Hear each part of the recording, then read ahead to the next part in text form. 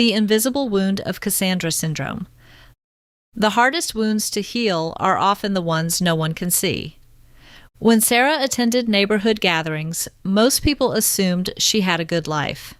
She smiled easily, kept a beautiful home, and spoke proudly about her children's accomplishments. Her husband was respected in the community, financially responsible, and never abusive. To outsiders, theirs looked like a stable marriage. Yet every night, after everyone else had gone to bed, Sarah would sit alone on the edge of her bed and cry. She could not explain exactly why. Nothing terrible had happened. There had been no affair, no addiction, no explosive arguments, no dramatic crisis. What existed instead was something far more difficult to describe, a persistent feeling of emotional abandonment while living beside someone who was physically present. For years, Sarah tried to explain this feeling to friends. "I feel alone," she would say. "But you're married," they would respond. "My husband is right there." And that was exactly the problem. He was right there, yet somehow he wasn't. Like many women experiencing Cassandra Syndrome, Sarah carried an invisible wound. The suffering associated with Cassandra Syndrome is often hidden beneath the surface of an otherwise functional life. A woman may continue working, parenting, volunteering, attending church, caring for aging parents, and fulfilling countless responsibilities while privately feeling as though parts of her are slowly disappearing. Because there are no bruises, casts, or medical scans to reveal the injury, the pain frequently goes unnoticed. Others cannot see it. Sometimes the woman herself cannot fully see it. She simply knows something feels wrong. Invisible wounds are uniquely challenging because they rarely receive validation. When someone breaks a leg, there is immediate acknowledgement that healing is necessary. Family members offer assistance. Doctors provide treatment plans. Employers understand accommodations may be needed. Emotional injuries rarely receive the same response. Instead, the woman is often encouraged to keep going. Try harder. Communicate better. Be more patient. Lower your expectations. Be grateful for what you have. These responses, though often well-intentioned, can deepen the wound because they imply the problem lies within her, rather than recognizing the pain she is experiencing. Jennifer often described her marriage as death by 1,000 paper cuts. At first glance, her relationship seemed healthy. Her husband worked hard. He was faithful. He loved their children. He rarely raised his voice. Yet over 20 years of marriage, Jennifer accumulated thousands of small experiences that left her feeling emotionally unseen. One evening, she excitedly shared news about receiving a promotion at work.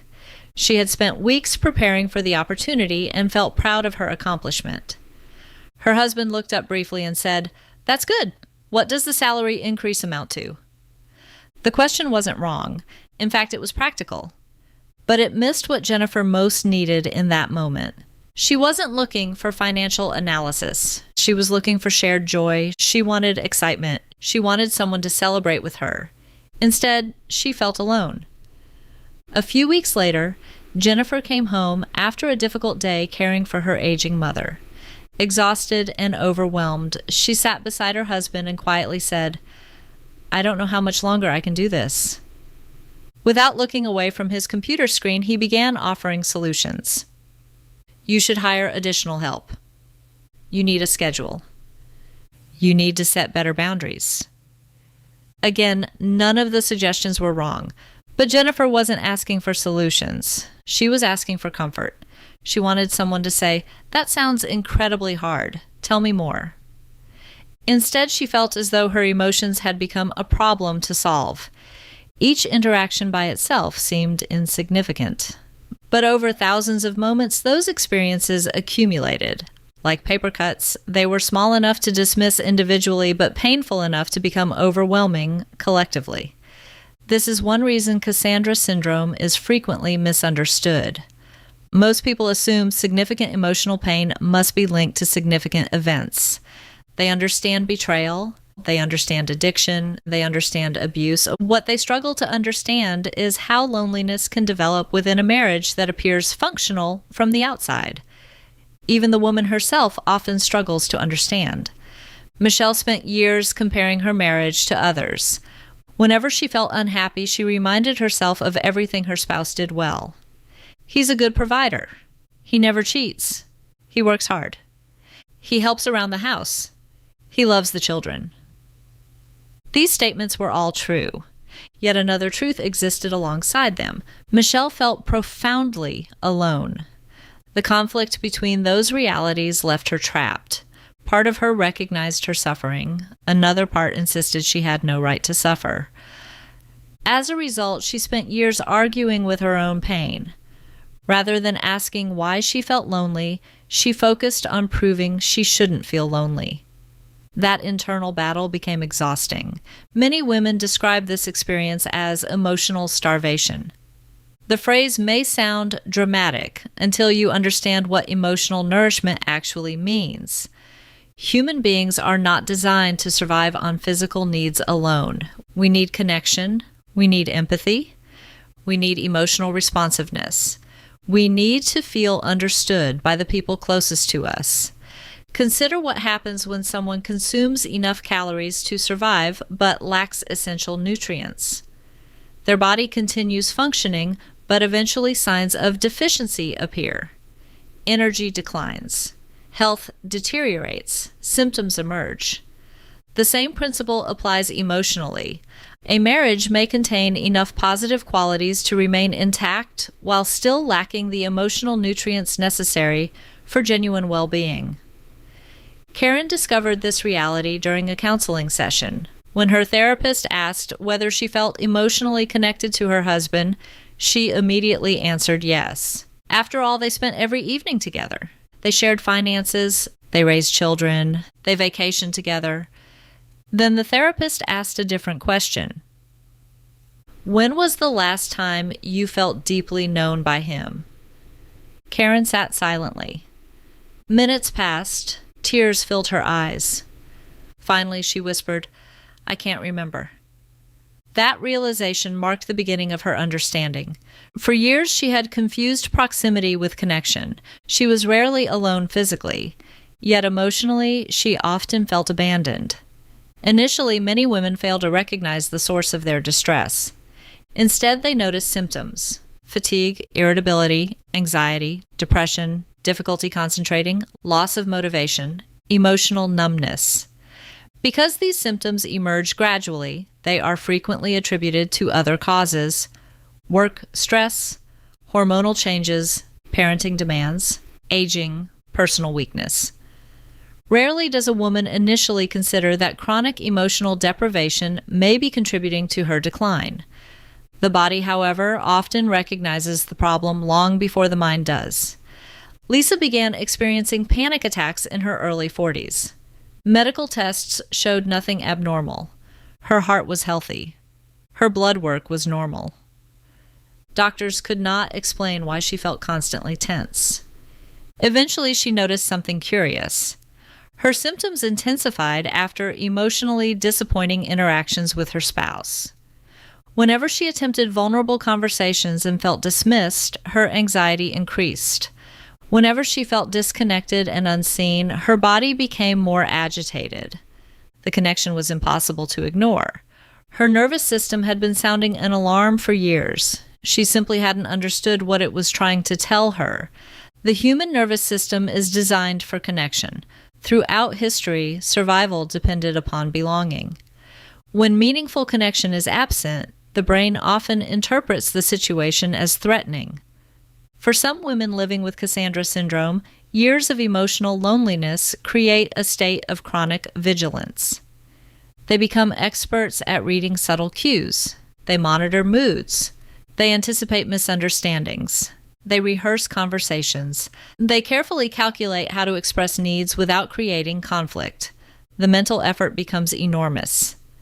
Amanda described it this way: I felt like I was carrying the entire emotional relationship on my shoulders.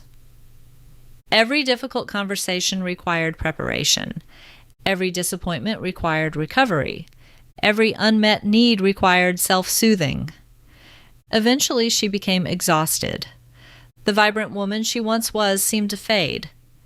Activities she had once enjoyed no longer brought pleasure. Friendships became harder to maintain. Her confidence eroded. She began doubting herself in ways she never had before. Perhaps the deepest wound of all was not the loneliness. It was the loss of trust in her own reality. For years, Amanda had been told she was too sensitive, too emotional, too demanding, too focused on feelings. Eventually, she stopped trusting her perceptions altogether. When she felt hurt, she questioned herself. When she felt lonely, she questioned herself. When she needed comfort, she questioned herself. The voice of self-doubt became louder than the voice of self-awareness. This loss of self-trust is one of the most devastating consequences of Cassandra Syndrome. Before a woman can make wise decisions about her future, she must reconnect with her own experience. She must learn to recognize that her emotions contain valuable information. She must understand that pain is not evidence of weakness. Pain is evidence that something within her needs attention. Healing often begins with a deceptively simple realization. The pain is real. Not exaggerated, not imagined, not selfish, not a character flaw. Real. When women finally accept this truth, something profound changes. They stop wasting energy debating whether they deserve help. They stop arguing with their emotions. They stop treating their suffering as a personal failure. Instead, they begin responding to themselves with compassion. Importantly, compassion does not require blame. Rachel struggled with this idea. She feared that acknowledging her pain meant condemning her husband. But healing taught her something different. A spouse can have good intentions and still be unable to provide what their partner needs emotionally. A relationship can be damaging without being malicious. Recognizing harm does not require assuming harmful intent. This understanding allowed Rachel to hold two truths simultaneously. She could appreciate her husband's strengths, and she could acknowledge her suffering. She could maintain compassion, and she could honor reality. As women begin seeing their invisible wounds clearly, they often experience both relief and grief. Relief comes from finally understanding why they have struggled for so long. Grief comes from realizing how long they carried the burden alone. Many look back on years of self-doubt and wonder what might have been different had someone recognized their pain earlier. Yet this recognition marks the beginning of healing. The invisible wound remains powerful only while it remains unseen. Once it is acknowledged, understood, and brought into the light, it becomes something that can be addressed rather than silently endured. For many women, this realization becomes a turning point. They stop asking, "Am I really hurting?" And they begin asking a far more important question: what do I need in order to heal? That question changes everything. It marks the beginning of self-trust, self-compassion, and conscious awareness. Awareness does not solve every problem overnight, but it creates the possibility of healing. And every meaningful decision about the future begins there.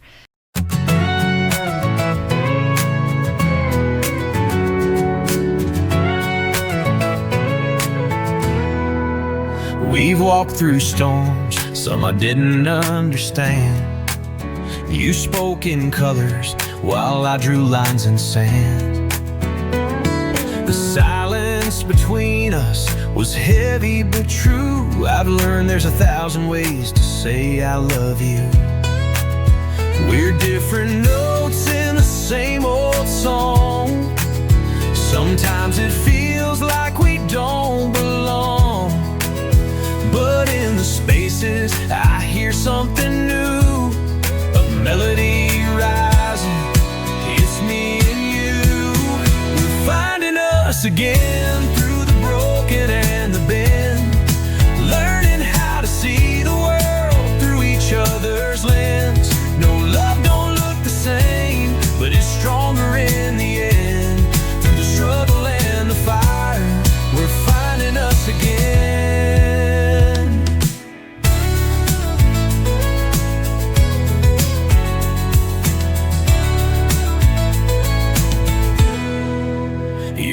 mind's a puzzle with pieces I can't rearrange. But I've come to love the beauty in things I can't change. It's not about fixing, it's about holding on to the rhythm of two hearts, learning where they belong. We're different notes in the same old song. Sometimes it feels like we don't belong, but in the silence I finally see your love has been speaking quietly to me. We're finding us again through the broken and the bend. Learning how to see the world through each other's lens. No, love don't look the same, but it's stronger in the end. Through the struggle and the fire, we're finding us again. Every tear was a seed, every fight was the rain. Now the roots run deep through joy and pain.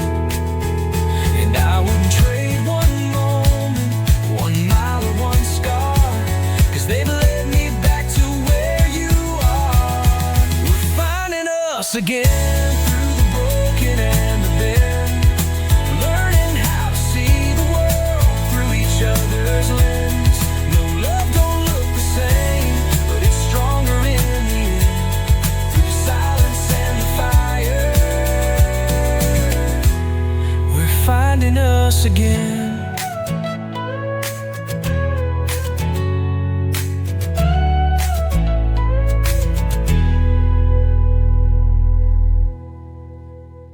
Hey guys, this is Mark. Some of you may not know that I have a lot of books on Amazon. So if you like my videos, you'll like my books. I have several for ASD spouses, for NT spouses, and for the neurodiverse couple. Underneath any of my videos, you'll see this link. Feel free to click on that link and see what's available. I'm sure you'll find something that applies to you. So if you're struggling in your neurodiverse marriage, help is available, 1 click away.